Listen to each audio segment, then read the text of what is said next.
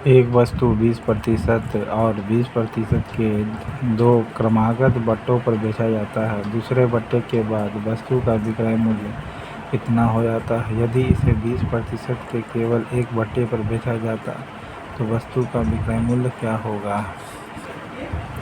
20%, 20%, ये आपका हो गया कंटिन्यू। ठीक है, 5, 4, 40 में से 36% का वैल्यू डिस्काउंट पर, यानी 36% के डिस्काउंट पर बेचा, यानी 64% का वैल्यू दिया हुआ है, इसका मतलब 3616।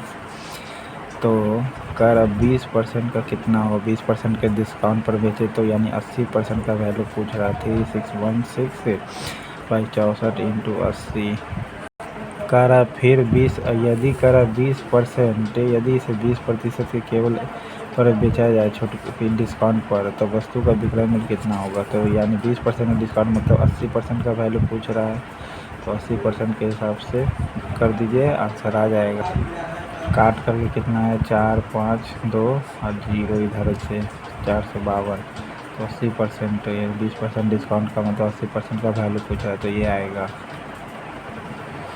एक क्वेश्चन है, 2000 रुपये का शॉपिंग करने पर 30%, फिर है 2000 रुपये की शॉपिंग करने पर 30% का एकल छूट तथा 25%, 5% का दो रेगुलर छोटे क्रमागत छूट के समतुल्य छूट का अंतर कितना होगा? तो कह रहा है 30% का छूट, ये दोनों क्रमागत छूट दे दे तो दोनों का अंतर पूछ रहा है। सबसे पहले 2000 का 30% का वैल्यू पूछिएगा, तो 3 दूना 600 हो जाएगा, और दो क्रमागत का 25 + 5, इससे 5/100।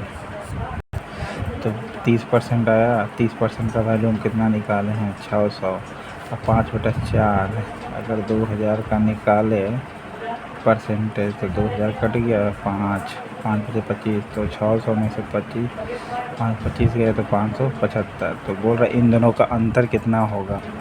यानी 600 30% का और दो क्रमागत का 575, 25 रुपये का अंतर होएगा।